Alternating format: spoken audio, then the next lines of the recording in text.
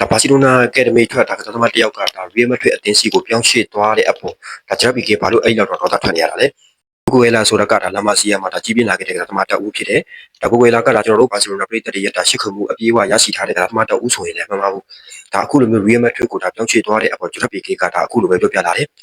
အခုလိုရီယယ်မက်ဒရစ်အသင်းစီကိုဒါပြောင်းရွှေ့သွားတာကဒါဘာစီလိုနာပြည်သက်တွေအတွက်တော့မင်းကတကယ်ကိုစီးကြော်သွားတာပဲဆိုပြီးဂျက်ပီကေကအခုလိုပဲပြောပြခဲ့တယ်ပြီးတော့မင်းဘလောက်ကောင်းတဲ့နေရာကိုပဲပြောပြောဒါမင်းရဲ့အရင်မြစ်ဖြစ်တဲ့လာမစီယာအကယ်ဒမီကိုတော့မမေ့တင်ဘူး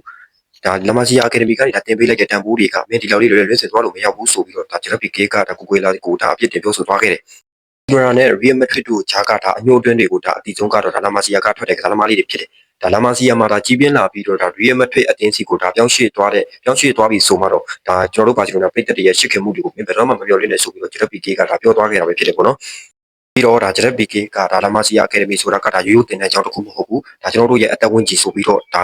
အသက်ဝင်ကြီးဆိုပြီးတော့ဒါကိုကိုဟဲလာကိုထောက်ပြခဲ့တာဖြစ်တယ်ဒါကိုကိုဟဲလာကအခုချိန်မှာဒါရီယယ်မက်ဒရစ်အသင်းစီကိုပြောင်းသွားပြီဆိုတော့ကျွန်တော်တို့ဘာစီလိုနာကတော့ဘရော့မာကိုကိုဟဲလာကိုဘရော့မာဒါရှစ်တော့မှလည်းမဟုတ်ဘူးဒါကိုကိုဟဲလာဒါနောက်နှစ်ဒီမှာဒါတွေ့မယ်ဆိုရင်တော့ကိုကိုဟဲလာဒါရီယယ်မက်ဒရစ်အသင်းမှာဒါပါခဲ့ရင်တော့ကျွန်တော်တို့ဘာစီလိုနာပြည်သက်တွေအနေနဲ့ဒါအများဆုံးလောက်ခံမှာတော့ကျွန်တော်ကြိုပြီးတော့မြင်တယ်ပြီးတော့ဒါလာမစီယာကထွက်တဲ့ကစားသမားတော်တော်များများကတော့ရီယယ်မက်ဒရစ်အသင်းစီကိုဒါပြောင်းရွှေ့သွားတယ်ဆိုတော့ဒါကစားသမားတော်တော်လေးကိုဒါရှားတယ်ဗျာဒါကိုကိုဟဲလာကဒါအခုလိုမျိုးလုပ်သွားတာကဒါကျွန်တော်တို့ဘာစီလိုနာပြည်သက်တွေကိုဒါတကယ်ပဲစီးကြော်ခဲ့တာလား